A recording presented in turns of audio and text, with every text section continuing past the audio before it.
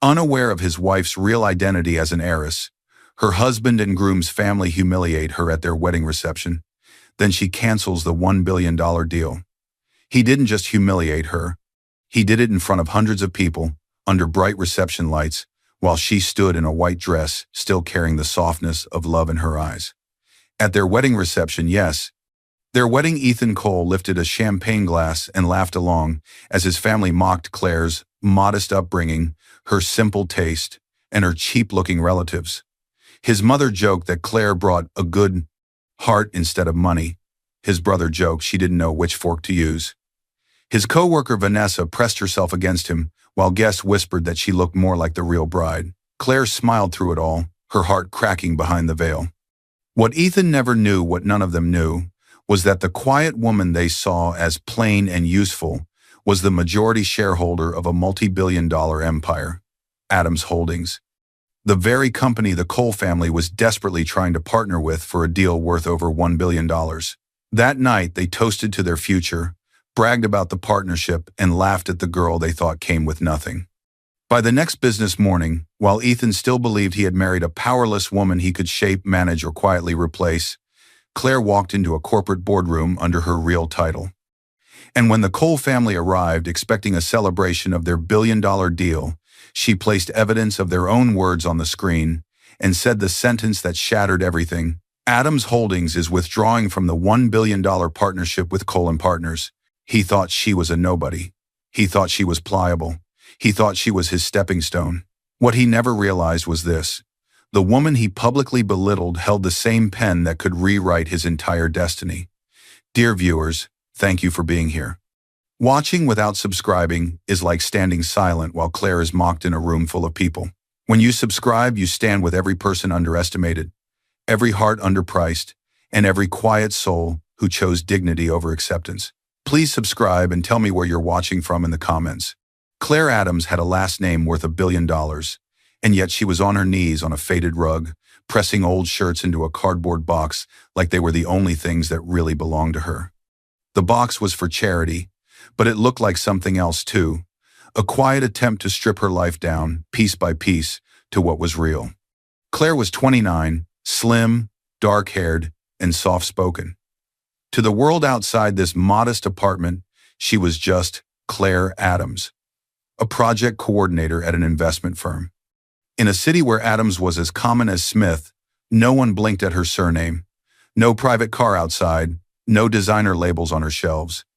Just clean walls, careful order, and a woman who had spent most of her life trying to prove she was more than her inheritance.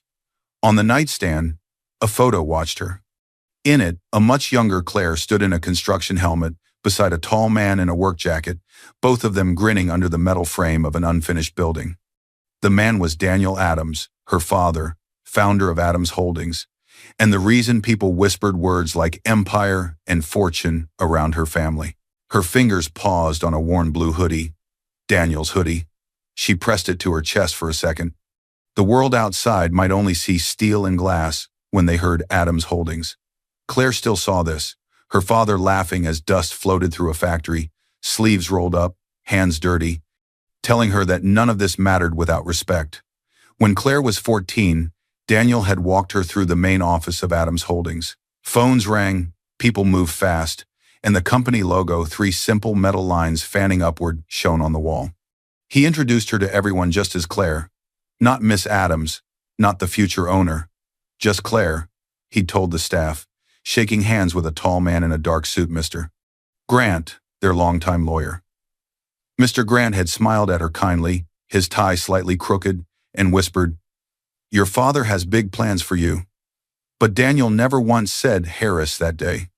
Later in his office, he had leaned against his desk, serious for once.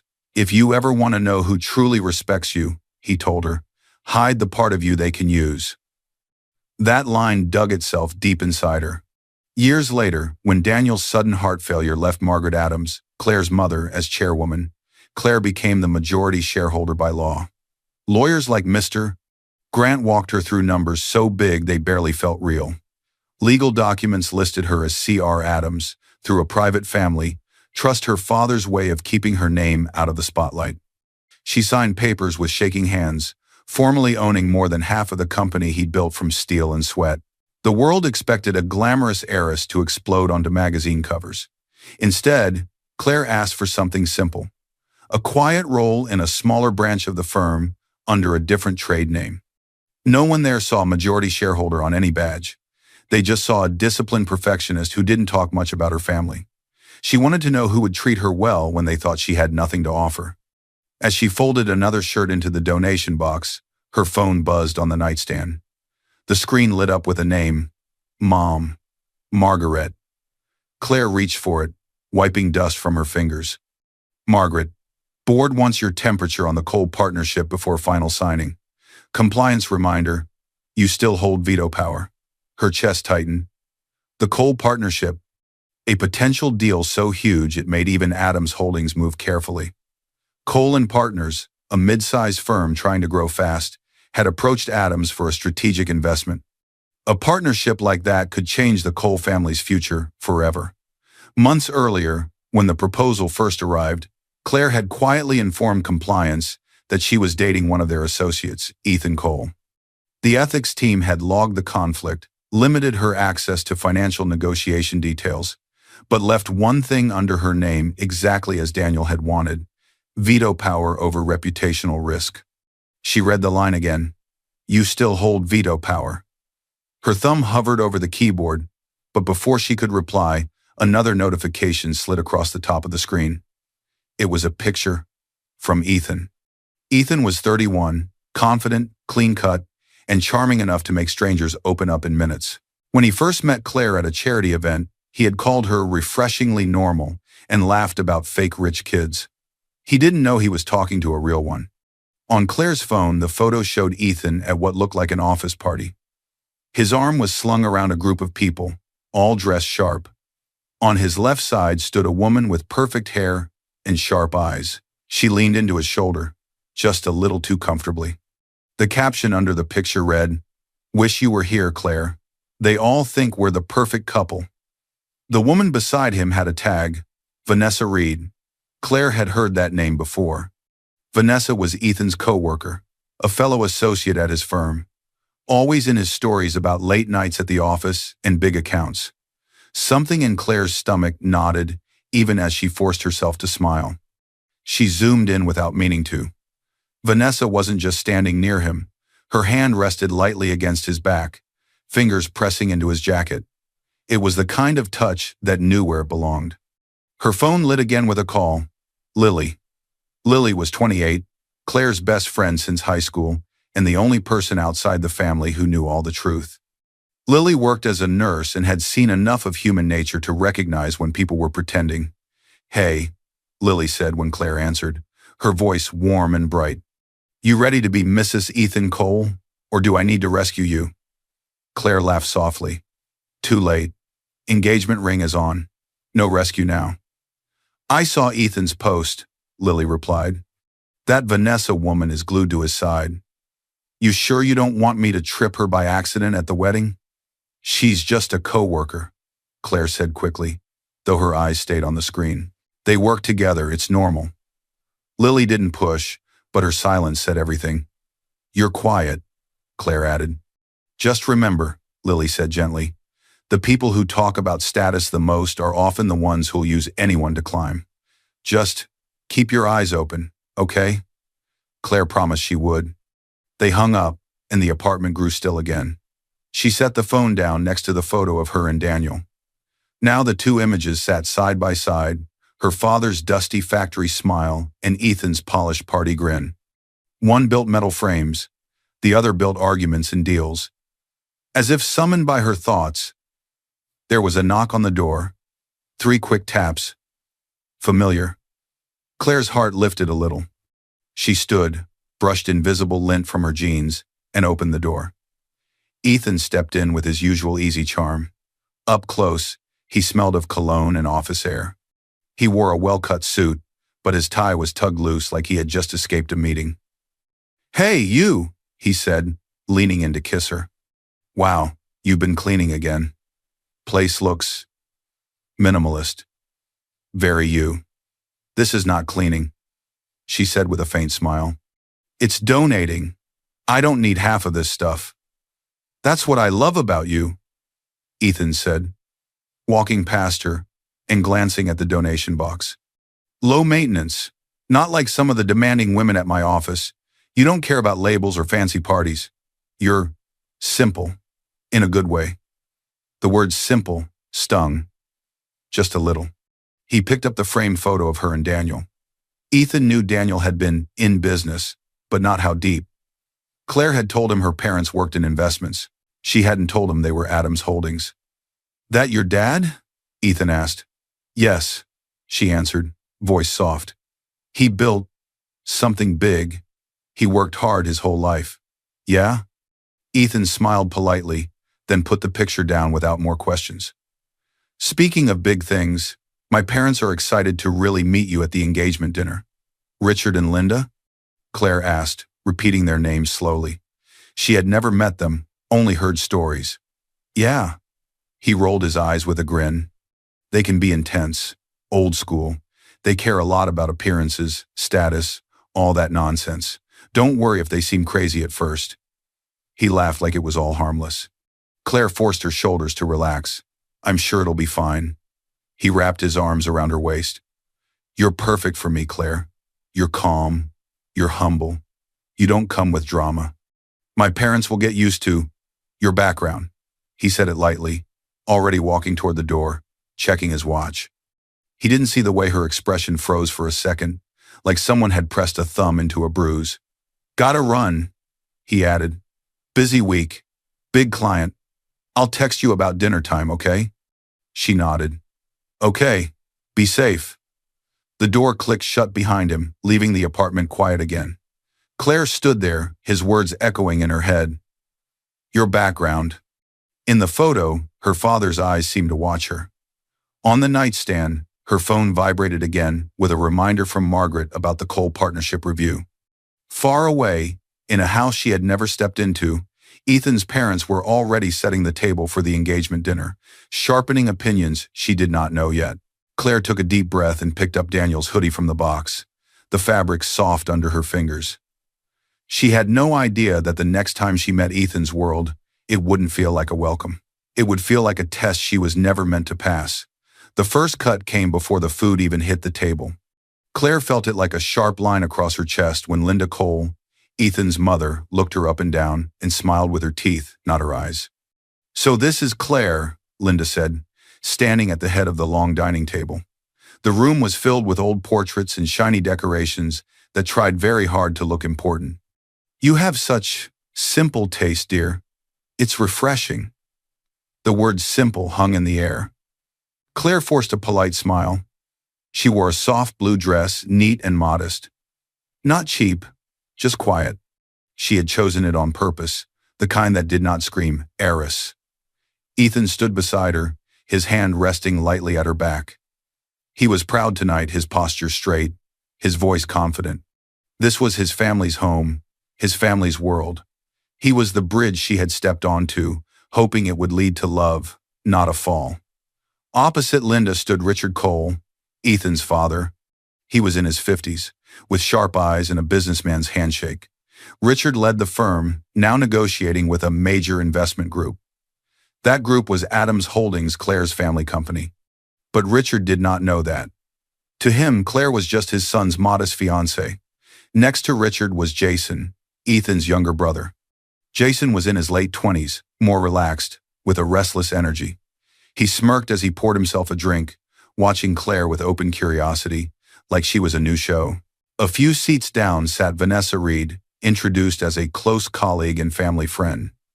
She smiled politely at Claire, but her hand lingered on Ethan's arm, a fraction too long when she greeted him. Ethan gently guided Claire to a chair near the center of the table. This is beautiful, Claire said genuinely. The table was laid with gleaming cutlery and folded napkins. Candles flickered. Everything screamed, "We are important. Please believe it." Linda brushed off the compliment. Oh, this? It's nothing. Once the big partnership comes through, we're planning a proper remodel. Something worthy of Ethan's future. Richard took his seat and nodded at Claire, like a boss assessing a junior employee. So, Claire, he said, picking up his glass. Ethan tells us your family works in, what was it, investments and construction? Claire kept her voice calm. Yes, my father built a company from those areas. My mother runs it now. Richard waved a hand, uninterested in detail. Ah, investments. Everyone plays with numbers these days. Well, as long as you'll support Ethan's career, that's what matters. Support Ethan's career. Not stand beside him, support him. Ethan laughed lightly, sitting down beside her. Dad, she's the most supportive person I know. Linda tilted her head. And where are your parents tonight, dear? Too busy for such humble events? They're both working late, Claire said. There's a big board review this week. It was true. Adams Holdings was in the middle of several major moves. One of them involved the man sitting in front of her, who had no idea his future was already partly in her hands. Linda exchanged a look with Richard that Claire caught but chose not to name. Board review. How serious, Linda said. Well, I hope they at least managed to gift you something for the engagement. Even if it's small. Claire smiled politely. Their gift is their blessing.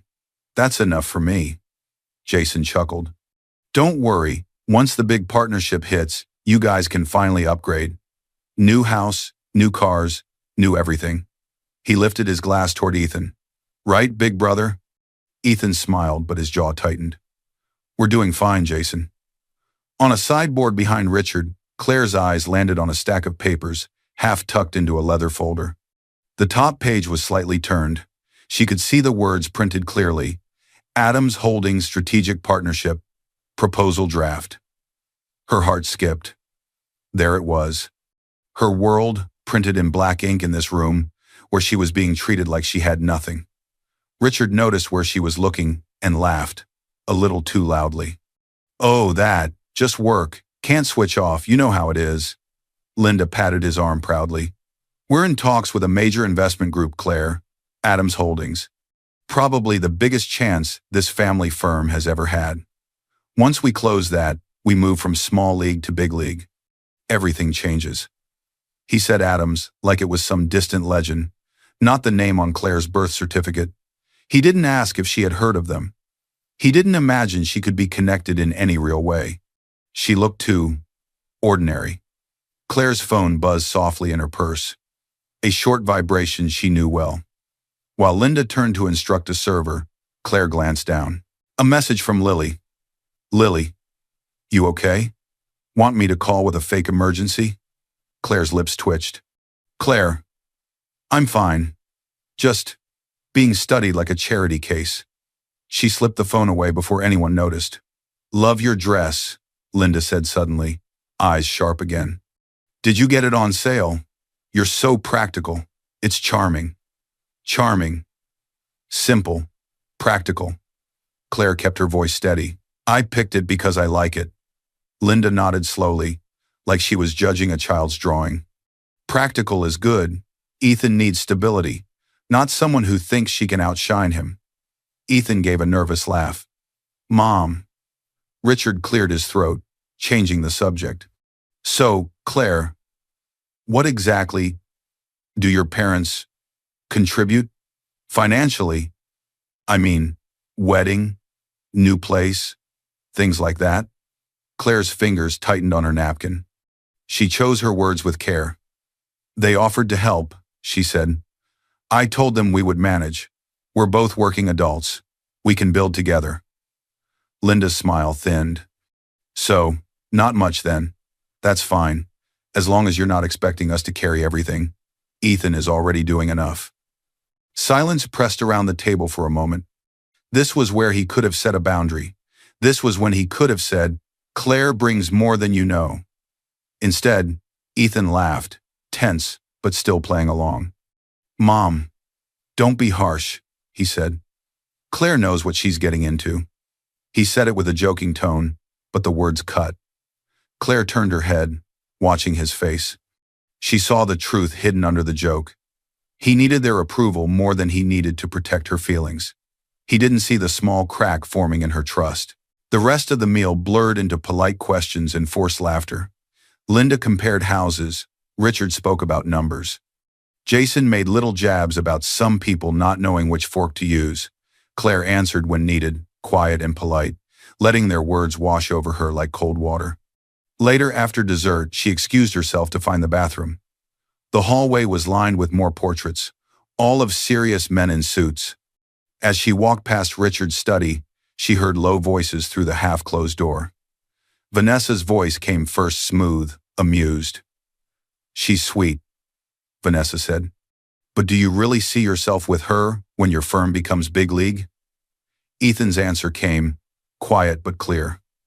"One thing at a time, Vanessa," he said. "Let's lock in the partnership first." Claire stopped outside the door, her hand frozen on the handle, her heart pounding so loud she could barely hear anything else. She had come tonight thinking this dinner was about family and love. Now she realized it might be about something else entirely. And soon, at the wedding reception, those same voices would have a much bigger audience. Claire felt the blow before she even turned, an eruption of cheers, clinking glasses, and flashing lights that hit her like a spotlight she never asked for. The wedding reception was alive, bright, and loud. Music rolled through the hall, guests toasted in clusters, and laughter spilled like champagne across the room. But in the center of it all, in her white dress, Claire stood frozen for one breath too long. It felt like stepping onto a stage she didn't know would turn into her public undoing. Ethan was at her side, smiling wide, shaking hands, hugging relatives. As always, he fit perfectly into any crowd. Claire tried to match his smile, but her eyes moved carefully across the guests, searching, questioning, wondering who was genuinely happy for her and who was just there for the spectacle. A photographer called them over for family photos. "Bride and groom first," he shouted. Claire took Ethan's hand, and they posed together. Then Vanessa. "Come in too," Linda called, waving eagerly. "You're practically part of the family at the firm." A few guests chuckled, assuming it was harmless. Vanessa Reed, Ethan's co-worker, beautiful, confident, and far too comfortable, slid into the frame as if she belonged there. She placed her hand on Ethan's shoulder, standing closer than a normal colleague would. The camera flashed. Claire blinked, stunned. She had warned herself after the engagement dinner not to overthink Vanessa's closeness, but seeing it again, on the day she became Ethan's wife, made something deep inside her tighten. Behind her, Jason snorted under his breath. "Guess the firm has 2 brides today." A woman at the next table leaned toward her friend and whispered, just loud enough for Claire to catch. "Honestly, that co-worker looks more like the real bride than she does." Another flash. Claire's expression stayed calm, trained, practiced. The photographer moved on, but the tension stayed. Then came the toasts. Jason swaggered up first with a glass raised high. He grinned mischievously, Ethan's younger brother, always the joker, always pushing boundaries he knew she couldn't react to without looking uptight. "So everyone," Jason began loudly, "let's talk about Claire, the sweetest girl with the most modest upbringing I've ever seen. Honestly, when I first met her, she froze at the table because she didn't know which fork to use." Some guests laughed, others shifted uncomfortably. Claire felt her face burn. Ethan rubbed his forehead, embarrassed, but he didn't tell Jason to stop. He didn't correct him. He didn't defend her. Jason continued, "But hey, that's okay. She's learning." Slowly. A few more chuckles. Someone murmured, "Oh, Jason," like it was just harmless fun. Linda was next, stepping forward with practiced charm. "Oh, Claire," she said, her voice dripping with exaggerated affection. "You may not come from money like some." Her eyes flicked briefly toward Vanessa, then back. "But you bring a good heart, and that matters too."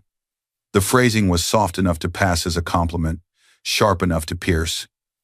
A couple of relatives clapped. One guest whispered, "Backhanded, much?" under their breath. Claire forced a smile even as her chest tightened painfully. She looked at Ethan, pleading silently for him to intervene, to say something, anything that showed he had her back. He gave a tight, uncomfortable smile but stayed silent, his arm around her waist like she was part of the decoration instead of his partner. Claire inhaled slowly. Her dress felt heavier with every breath. Next came Vanessa. She walked to the microphone with easy confidence, her sleek dress catching the lights. "Well," Vanessa said. "I guess it's my turn to congratulate the man I've worked with for years." She shot Ethan a knowing look. "Ethan is the most ambitious man I've ever known." Ethan smiled awkwardly. "And don't worry, Claire," Vanessa added brightly. "I only get him during office hours. 9 to 5 is mine after all." Some guests laughed, some winced. A few glanced at Claire, checking her reaction. Claire's smile wavered. Her heart felt like glass pressed under a hammer.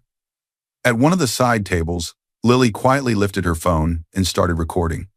She'd seen enough speeches go wrong to know evidence was better than memory. The DJ called for more music. People drifted back to their tables. Claire mumbled something about checking on the cake and slipped away, her steps careful and measured. By the cake table, she found a pocket of stillness.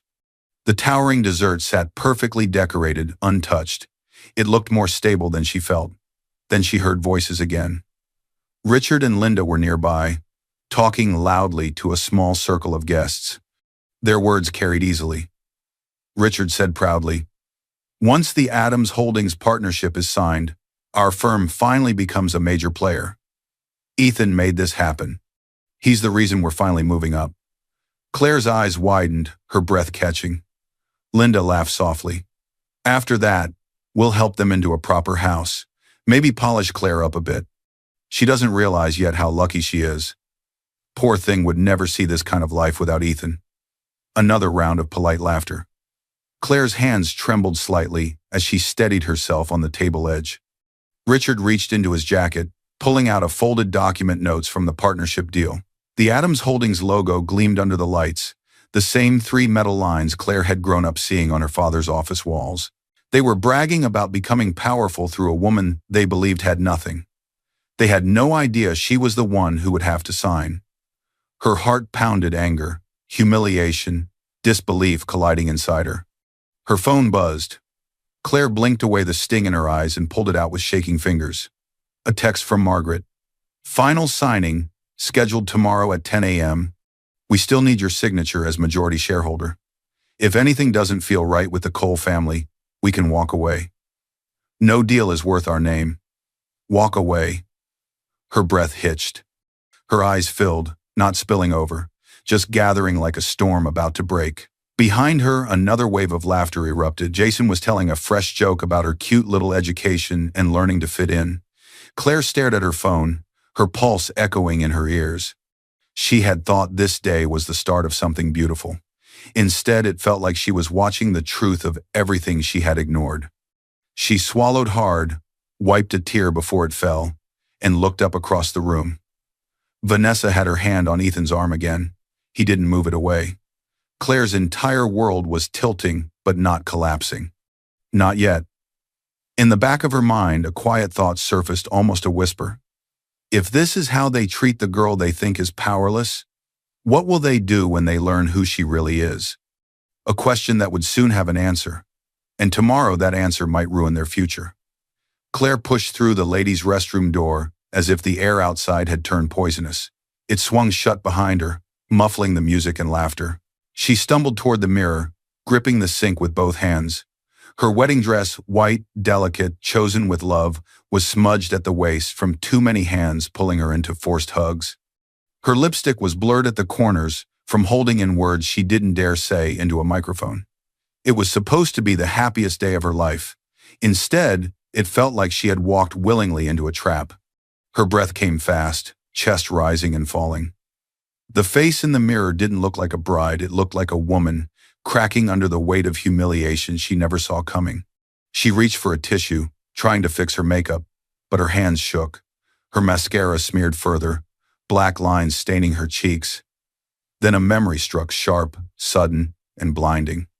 7-year-old Claire stood beside her father, Daniel Adams, in the grand lobby of Adams Holdings. He was introducing her to employees with a proud hand on her shoulder. "This is Claire," Daniel said warmly. "Not Heiress, not future owner. Just Claire." As they walked away, a pair of visitors whispered behind them. "That's Adam's daughter, right? Lucky kid.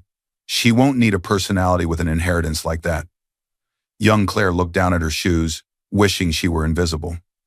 Daniel noticed. Later in his office, he knelt to her level, his eyes steady. Promise me something, he said gently. Never stay where your worth is treated like a joke. You hear me? She nodded, though she didn't fully understand. At a school event, classmates who had ignored her suddenly clung to her the moment they learned her last name. Compliments poured in, fake and sticky. She felt like a golden ticket, not a person. She began to hide her identity, stopped saying Adams Holdings, started calling herself Claire Adams, nothing more, and let people assume it was just a coincidence. When Daniel died and Margaret became chairwoman, Claire became the majority shareholder quietly, privately. Legal filings hid her behind a trust. She signed documents in boardrooms but walked home in simple clothes, building a life where no one chased her for status. She wanted someone who loved the version of her that had no money on display. Then Ethan had appeared at a charity event, charming, warm, full of praise. You're different from the rich girls, he had told her. You're real. For the first time, she felt seen not for her last name, but for her heart. Back to present, a tear rolled down her cheek, falling silently onto the sink. Another followed, then another. The bathroom door opened quietly, and Lily slipped inside. Lily's face was soft with concern, her dress slightly wrinkled from dancing and pacing. Without asking permission, she locked the door behind them. Claire, Lily whispered, stepping closer. This isn't okay. I know you're trying to be strong, but what they did out there, that wasn't teasing. That was disrespect. Claire didn't speak.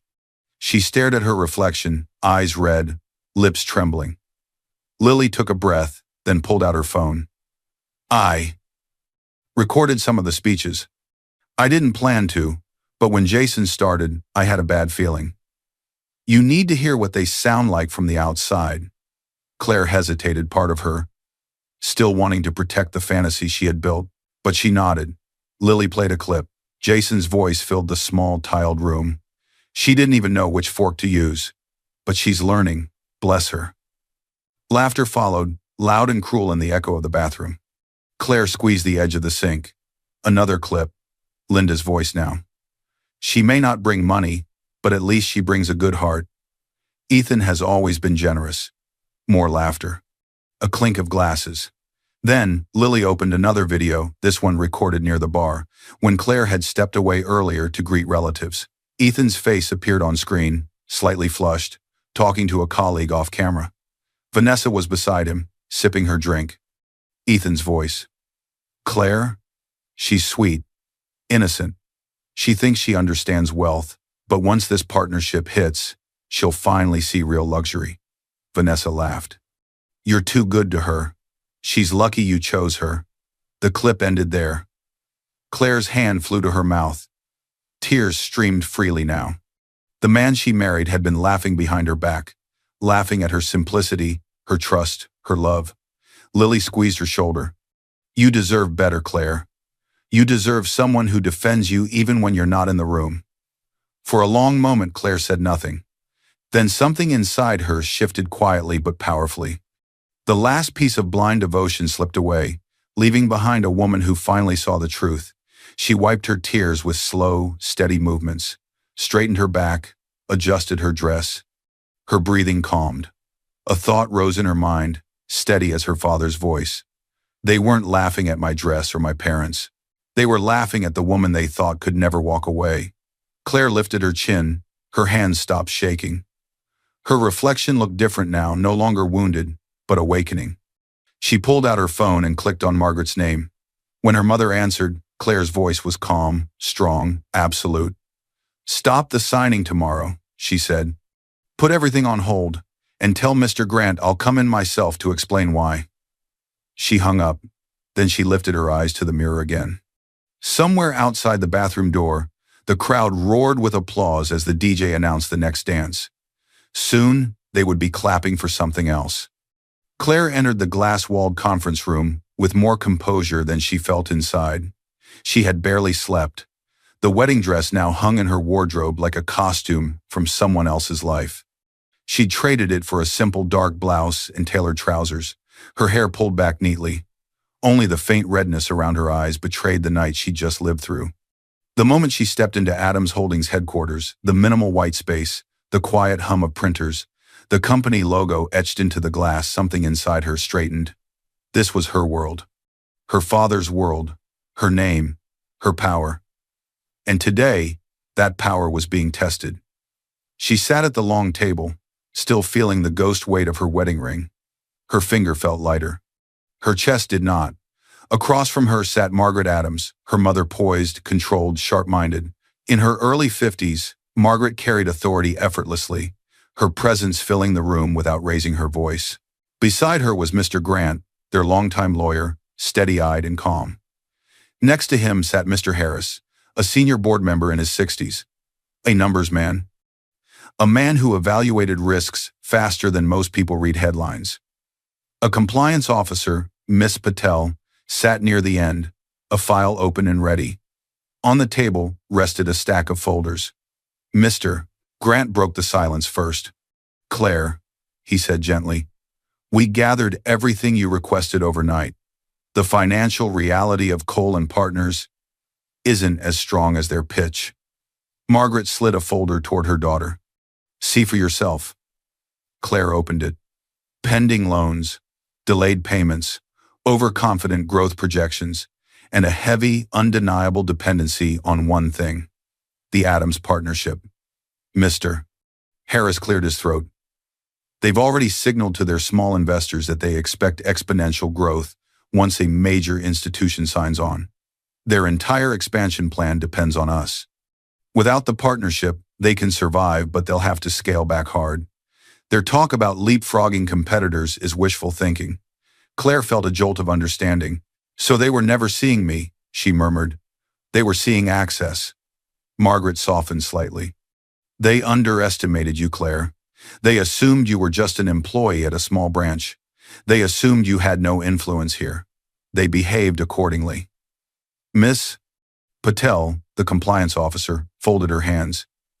"When you informed us you were dating Ethan Cole, we ring-fenced you from negotiations to avoid a conflict of interest.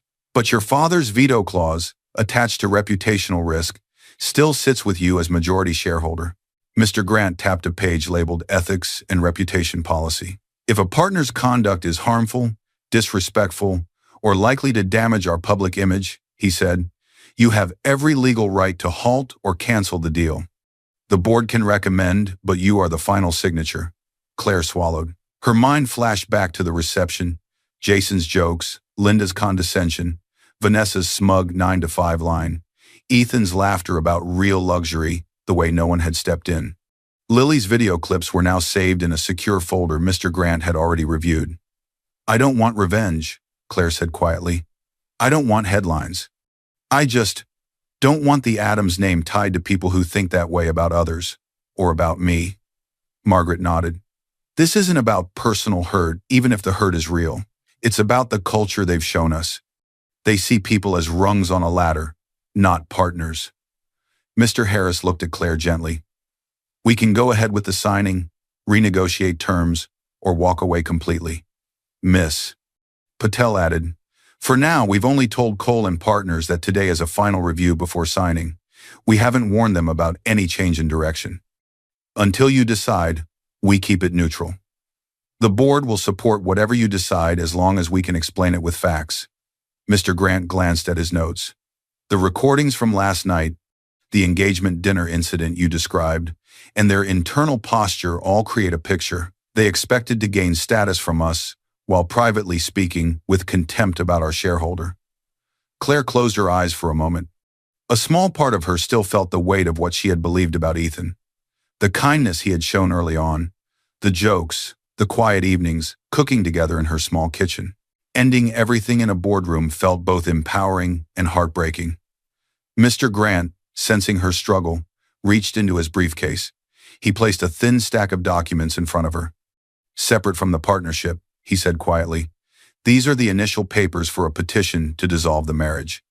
We prepared them because you asked what your options were last night." Claire stared at the papers. Her hand trembled as she touched the first page, then rested flat against it. Mr. Heiress spoke gently. "No one here will push you either way.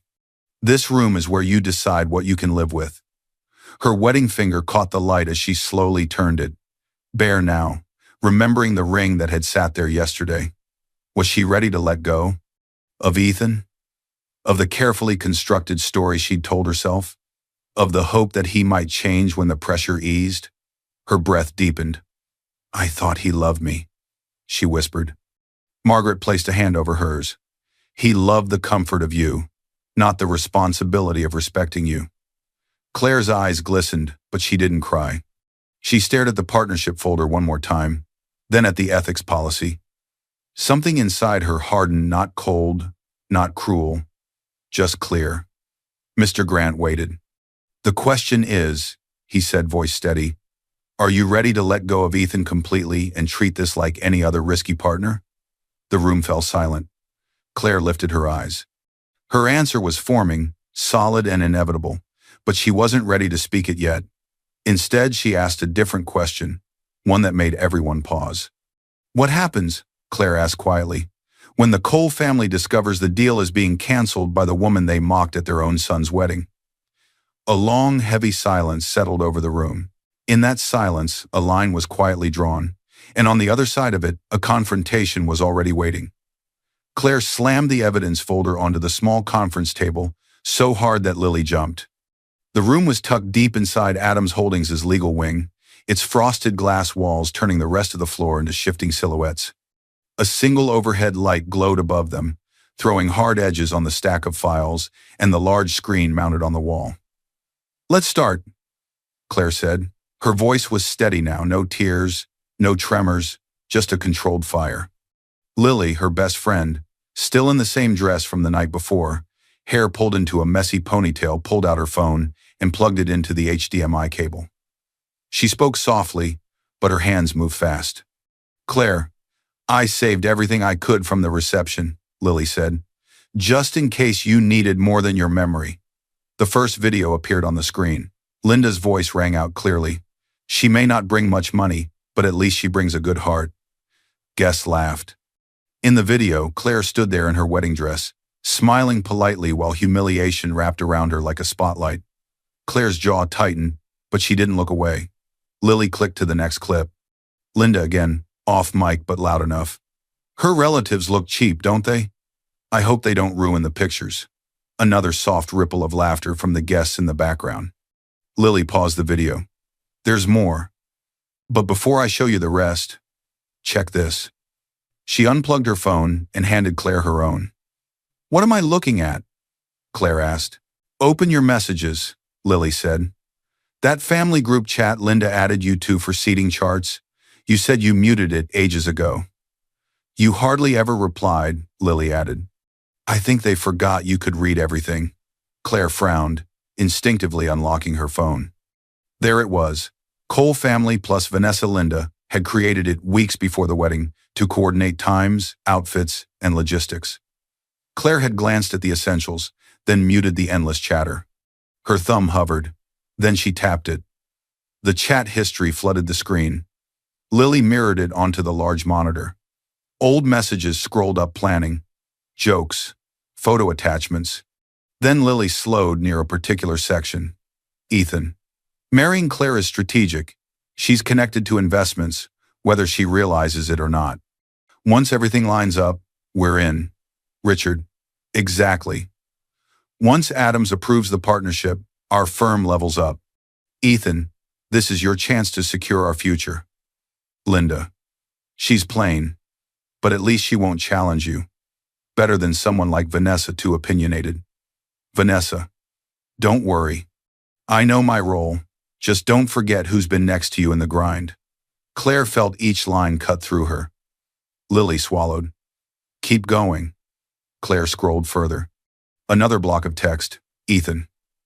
Once we're locked in with Adams, we can restructure things so Claire doesn't have so much say, if she even has any. She's pliable. She trusts me." The word pliable glowed in blue on the screen. Claire stared at it for a long second. Pliable, bendable, easy to steer. Her father's voice rose in her memory. "Never stay where your worth is treated like a joke." Her fingers tightened, but her voice stayed even. "Save screenshots of that entire section," she said. "Email it to Mr. Grant's secure address." Lily nodded and did exactly that. The door opened quietly, and Mr. Grant stepped in, carrying a thick binder. He glanced at the screen, then at Claire's face, putting pieces together instantly. "I see you started without me," he said. Claire gestured toward the monitor. "They added me to the chat. They never thought I'd scroll back." Mr. Grant set the binder down and opened it. Inside, documents had been tabbed and labeled. "I've organized everything into 3 categories," he said. "Public humiliation, internal intent, and strategic exploitation." He flipped pages as he spoke. Category 1. Recordings from last night. Category 2. These messages. He nodded at the screen. Category 3. Their financial over-reliance on us, which Mr. Heiress already outlined. He looked at Claire. "This isn't just a bad in-law situation," he said calmly. "This is a reputational threat. If we go through with the deal, we tie Adams Holdings to a culture that mocks a key shareholder and treats her like a stepping stone." Lily crossed her arms. "So cancel it. They deserve it." Claire didn't respond immediately. She looked up at the message. "She's pliable. She trusts me." Narration flickered in her thoughts. They thought I was pliable. They forgot who taught me to bend metal and build empires. Her expression hardened, not cruel, just sure. Mr. Grant closed the binder halfway. "The board will stand behind your decision, whatever it is. The ethics clause is clear. We'll document the rationale: conduct, contempt, risk." A soft knock sounded at the door. An Adams assistant stepped in. "Miss Adams," she said. "The Cole family has arrived for the final review and expected signing. They're in the summit room waiting." The air tightened. Claire stood. "We're not finished," she told Lily and Mr. Grant. "We're just changing the audience." She took one last look at the messages on the screen, then nodded to the assistant. "Let's go." The summit room tensed the second the Cole family walked in. Richard Cole pushed through the glass doors first, his suit pressed and his expression smug. Linda followed close behind, necklace shining, face arranged into a smile that assumed victory. Jason trailed them in, less polished, more curious. Vanessa Reed walked beside Ethan, not quite touching him, but close enough that anyone watching could guess she'd been there through all the late nights. An assistant from Cole and Partners carried a leather case stuffed with documents they believed would seal their future. "This is it," Richard said under his breath, clapping Ethan's shoulder. "Once this is done, we start shopping for that new house. Something appropriate for our new status." Linda chuckled. "Maybe Vanessa can help choose the interior. She has an eye." Vanessa smiled faintly. Ethan gave a shallow laugh but didn't correct them. They stepped fully inside and stopped. The room was not set for a celebration. It was set like a formal review. A long polished table stretched down the center. At the far end sat Adams Holdings representatives: Margaret Adams, Mr. Heiress, Miss Patel, and Mr. Grant. At the head of the table, where a senior executive or chair would usually sit, was Claire. She was no longer in a wedding dress. She wore a dark, tailored suit, her hair neatly tied back, her expression calm. No trace of last night's fragility remained. In front of her, a nameplate gleamed. Claire Adams, majority shareholder. Her wedding ring was not on her hand. It lay on the table beside a closed folder. For a moment, the only sound was the faint hum of the projector waiting to be turned on. Richard blinked. "Claire," he said, forcing a chuckle, "what are you doing up there?" Ethan's brows nodded. "Claire, I thought you said you worked in one of the smaller branches. What is—" Margaret spoke before Claire did, her voice cool and measured. "She does," Margaret said. "She chose to. That doesn't change who she is." "Mr. Heiress added calmly, "Claire Adams is the majority shareholder of Adams Holdings and holds final approval on this partnership." The words landed like a slap. Linda's smile faltered. Vanessa's jaw tightened. Jason's eyebrows shot up. Then he leaned back, watching the unfolding drama like a live show he hadn't paid for. Ethan stared at Claire. "You're the majority? Claire, why didn't you—" Claire finally spoke. "To see how you'd treat someone you thought had nothing to offer," she said softly. Richard shook his head, recovering just enough bluster to bluff. Look, this is clearly some internal matter. We were told this was a final review before signing. It is, Mr. Grant said. This is the review. Claire tapped a key on the laptop in front of her. The projector flickered to life, casting the first slide on the screen behind her. Evidence of conduct. Cole and Partners and Associates. Before we discuss any signing, Claire said, voice clear, we need to assess whether this partnership aligns with Adams Holdings' ethics and reputation standards. She clicked to the next slide. A video filled the screen, Lily's recording from the reception. Jason's voice echoed through the summit room. When I first met her, she didn't even know which fork to use. But hey, she's learning. Slowly. Laughter followed from unseen wedding guests. On screen, Claire's wedding smile flickered. Jason shifted uncomfortably in his seat, the replay of his own voice hitting harder than he expected. It was just a joke, he muttered. Claire didn't comment. She clicked again. Linda appeared on screen, champagne in hand. She may not bring money, but at least she brings a good heart. Ethan has always been generous. A couple of faint chuckles followed. In the summit room, no one laughed. Linda's face flushed. That was taken out of context, she said sharply. It was a toast. Everyone knew I was just. The next slide cut her off. A screenshot of the Cole family plus Vanessa group chat appeared, enlarged enough that no one could pretend they couldn't read it. Ethan. Marrying Claire is strategic. She has connections she doesn't even realize. Richard. Exactly. Once Adams approves the partnership, our firm levels up. Linda. She's plain, but at least she won't challenge you. Better than someone like Vanessa, too opinionated. Vanessa. Don't worry, I know my role. Just don't forget who's been next to you in the grind. Silence. Richard's mouth opened and closed. Those were private family messages, he snapped. You can't use those in a... You added me to that chat, Claire said quietly. To send rehearsal details. You just assumed I wouldn't read anything else. Mr. Grant spoke evenly. As a participant, Miss, Adams is fully within her rights to retain and present these messages to assess partner suitability. Claire clicked again.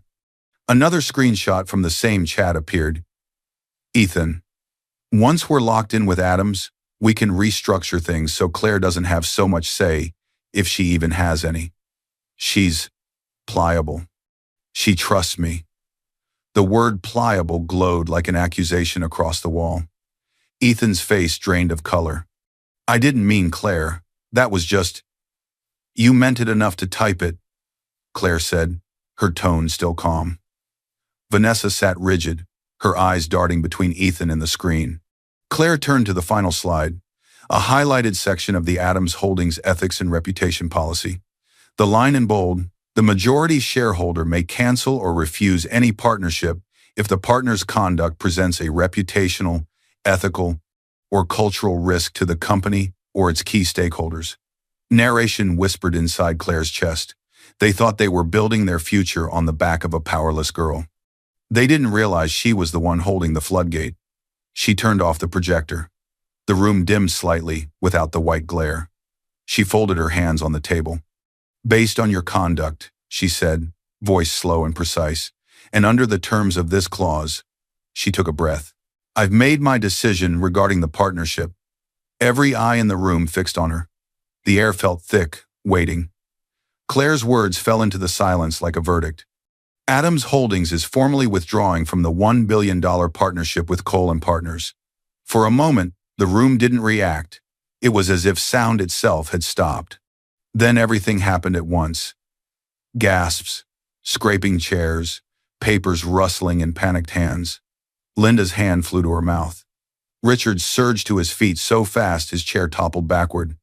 You can't do that, Richard exploded. We have you have a non-binding letter of intent, Mr. Grant interrupted calmly. Subject to final approval by this board and the majority shareholder. You were informed of this in writing. Mr. Heiress added, you built your plans on expectations, not guarantees. That was your risk, not ours. Richard's face turned red. We've already told our investors, he shouted. We've hired new staff, expanded our office, started projects. Claire, listen to me. This will destroy us. Margaret stood slowly, her expression controlled. You destroyed your own credibility, she said. We simply declined to fund it. Linda turned on Ethan, her voice breaking. What did you say in that chat? What did you do? Ethan barely heard her. He was staring at Claire, stunned. Claire? His voice cracked. You're Adams? As in, that Adams? You're the heiress? She met his eyes. No, she said softly. I'm the woman you humiliated and underestimated. She let that hang for a breath. Then she added calmly, the heiress is just the part that makes this hurt you back. Ethan staggered slightly, like the floor had shifted under him. An assistant from Adams Holdings stepped quietly into the room, holding a sealed envelope. For Mr. Ethan Cole, she said. Ethan took it with numb hands and tore it open. His eyes skimmed the first page. His throat worked, but no sound came out. Mr. Grant spoke, his tone professional, but not unkind. That is a formal notice of intent to dissolve the marriage, he explained. It includes a draft petition our firm will file with the court. I advise you to obtain your own counsel. Linda turned on Claire, anger and fear mixing together. You're ending his career and his marriage in the same breath? Do you know what this will do to us? Claire's voice stayed level. I'm not responsible for what you built on lies, assumptions, and arrogance, she said. You mocked my family, my education, my background. You treated me like a pawn in a game I never agreed to play. I'm choosing not to fund that. Richard lunged forward again. We can apologize, he said desperately. We'll make a public statement, Will. Margaret shook her head. You're not sorry you did it, she said. You're sorry you did it to the wrong person. Vanessa quietly slid her chair back from the table, as if trying to make herself smaller. Ethan, clutching the envelope, stepped toward Claire. Claire, please, he said. Just talk to me alone. We can fix this. I didn't cheat. Vanessa is... She's just... This isn't the place, Miss Patel interjected firmly. This meeting is concluded. Claire gathered her documents with calm, deliberate movements. She stood. I'm protecting the Adams name, she said. And I'm choosing myself. She looked once, briefly, at Ethan. You chose your ambition, your silence, and your comfort, she said softly. We just made different choices. She walked toward the door. An assistant opened it for her. Claire, Ethan called after her. She didn't answer. Narration rose behind her steps. Endings are loudest for the people who never saw them coming.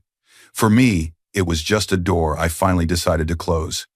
As the door shut behind her with a soft click, chaos erupted again on the other side. Richard's phone started ringing an investor, by the urgency in his voice as he answered.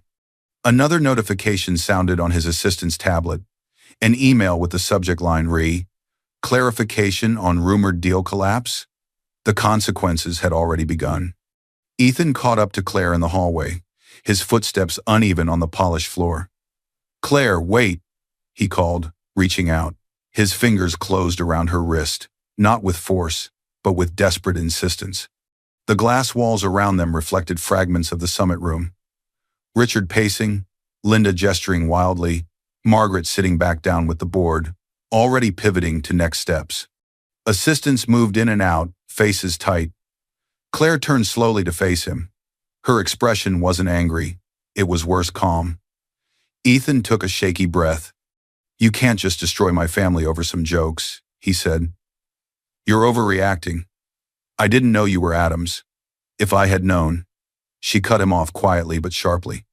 Exactly. He blinked. What? Claire's voice didn't rise. It didn't need to. If you had known who I was, you would have treated me differently, she said. Your parents would have treated me differently. Vanessa wouldn't have dared to humiliate me in front of a crowd. Jason would have swallowed his jokes. You all would have performed respect instead of feeling it. Ethan flinched. And that, Claire continued, is the problem. He ran a hand through his hair, the envelope from Mr. Grant crumpling in his other fist. Claire, I love you, he said, voice cracking. I was stressed. My parents were pressuring me. Vanessa was just flirting. I didn't encourage it the way you think. My family is old-fashioned. It's not my fault. I didn't think. No, she said. You didn't. A faint sound came from the far end of the hallway. Vanessa had stepped out of the summit room too, frozen halfway down the hall, clearly having heard enough to know this was not a conversation she should walk into. She hovered, guilt and calculation warring on her face. Claire went on, her words gentle but piercing. I wanted a husband who would defend me even when I had nothing, she said.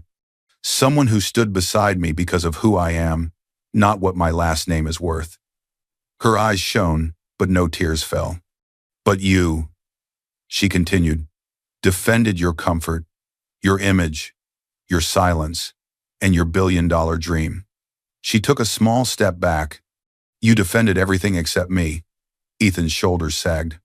I didn't cheat on you, he said weakly, as if that solved everything.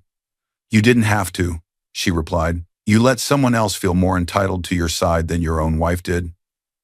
Vanessa looked down at her shoes. Ethan reached for Claire's hand. We can repair this, he pleaded. Tell your mother the deal doesn't have to be canceled. We'll issue a statement. I'll apologize publicly. I'll sit my parents down. Cut ties with Vanessa. Anything you want. Just don't end us. Claire studied him for a long, quiet moment. Then she slipped her wedding ring out of her pocket. She'd brought it, but she hadn't put it back on. Slowly, she placed it in his open palm. He stared at it. Small, circular, heavy. Claire. His voice broke. Please don't do this. Her voice was soft, but the words were unshakable. I forgive you, Ethan. He froze. She repeated calmly. I forgive you. Not for you, for me. I don't want to carry this anger for the rest of my life. Hope flickered in his eyes. But forgiveness, she added, does not mean I stay. The hope died as quickly as it had come. She stepped back again.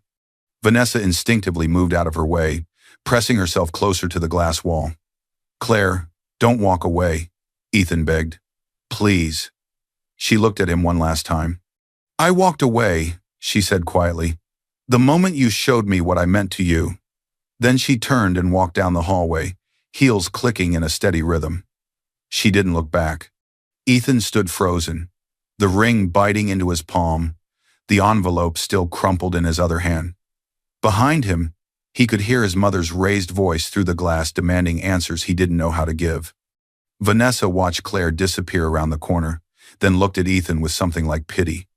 The man she'd attached herself to had just lost the very foundation of his power. That evening, hours after the summit room showdown, Claire sat on her couch, wrapped in a soft blanket. The apartment felt different now, stripped of illusions. The same faded rug, the same clean shelves, but the air felt lighter. Her phone rang. Lily, Claire answered.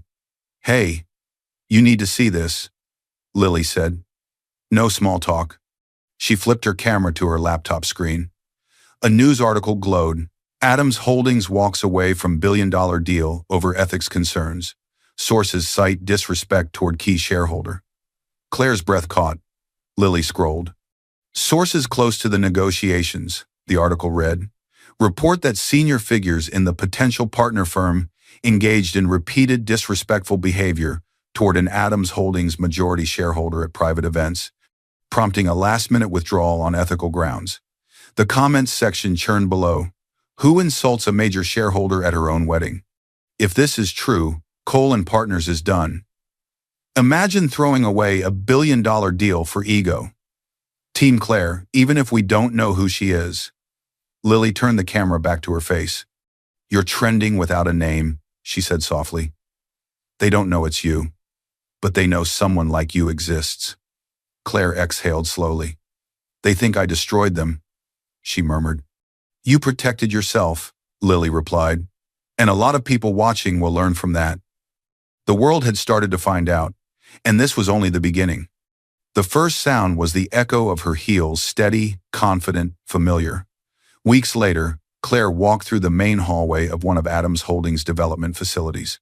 Sunlight poured in through tall windows. Workers in safety vests and office staff in ID badges moved around her, busy but relaxed. "Morning, Miss Adams," a technician called with an easy smile. "Good morning, Daniel," she answered, remembering his name without looking at his badge. She stopped at a workstation where a junior engineer was frowning at a set of plans. "Stuck?" Claire asked. "A little," the young woman admitted. "I'm trying to balance cost with sustainability, but the numbers are tight." Claire leaned in, asked a couple of precise questions, then pointed gently at a detail on the page. "Try shifting this instead," she suggested. "You'll save more long-term without cutting safety." The woman's face lit up. "Thank you." Claire smiled and moved on. From a distance, Margaret and Mr. Grant watched. "She's grown stronger," Margaret said quietly. Mr. Grant nodded. She stopped apologizing for her worth. Claire didn't walk like someone carrying a scandal. She walked like someone who had passed a brutal test and come out aligned with herself. Narration floated gently around her steps. "People said I canceled a billion-dollar deal out of spite. They were wrong. I canceled a promise that was built on disrespect." Sometime later, in a bright meeting room, Claire stood by a whiteboard as Lily scribbled ideas with colorful markers.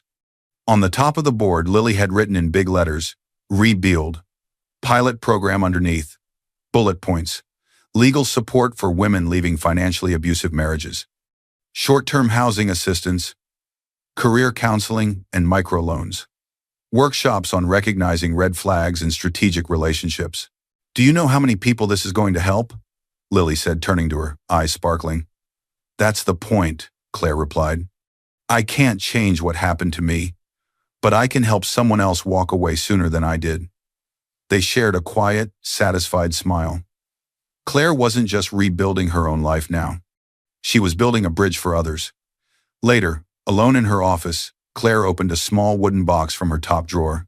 Inside lay a single photo of Daniel Adams in his old work jacket, grinning with dust on his sleeves. She touched the edge gently. Flashbacks layered over the image. Daniel's hand resting on her shoulder in the lobby. Daniel telling her to hide what others could use. Daniel saying, "Never stay where your worth is treated like a joke."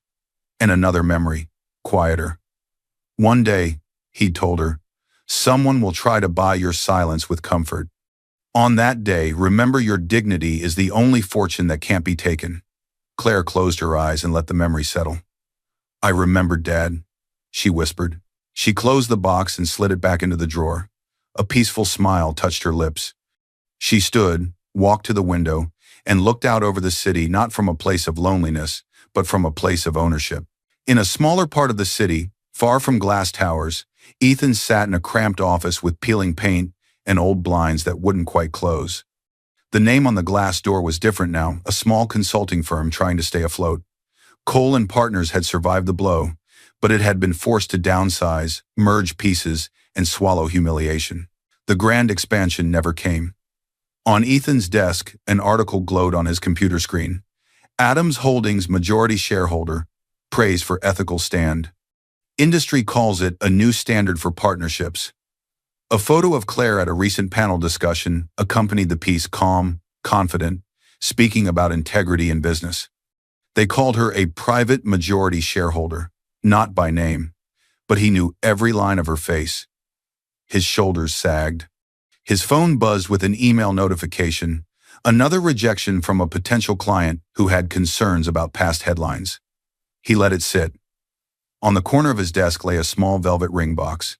He opened it. The wedding ring sat inside, unused now, a circle that never completed its promise. He closed the box again.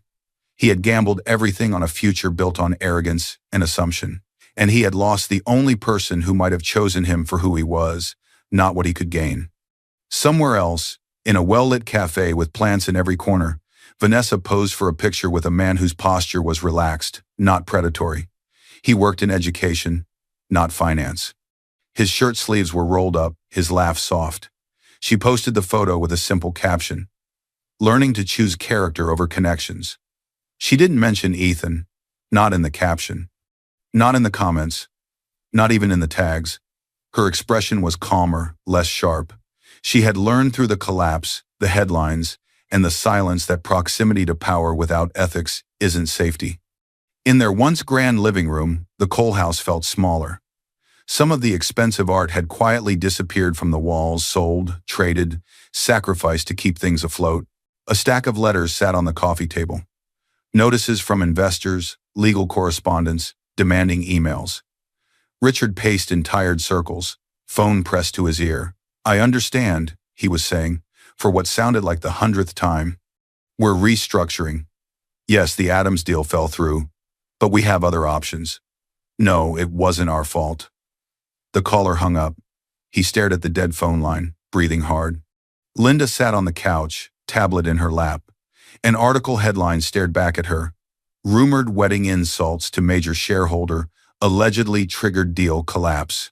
She read the line again and again. The jokes, the toasts, the assumptions. She pressed a hand to her forehead. "We thought she was nothing," she whispered. No one answered. They had built their future on the belief that Claire was insignificant. Now they lived in the echo of that mistake. Back at Adams Holdings, Claire stepped outside onto a terrace bathed in late afternoon light. The city stretched out beneath her construction cranes, finished towers, streets full of people who would never know the full story, only the headline version. She took a deep breath. Narration wrapped softly around her like a final lesson. They thought they were humiliating a nobody at a wedding. They were, in fact, failing the final test of the one person holding their future. She walked toward the edge of the terrace, stopping just shy of the railing, the wind catching her hair. "I didn't ruin them," she thought. "I just stopped funding people who laughed at my worth." She turned slightly, as if addressing an unseen audience, every person who'd ever been underestimated, every quiet soul watching from their own small apartments. "If someone only respects you when they know what you're worth on paper," she said in her mind, clear as glass, "walk away before they spend your value like it belongs to them." I hope you enjoyed watching it as much as I enjoyed creating it. Like, share, and comment on the lessons you've learned. Let me know where you're watching from in the comments below. See you in my next video.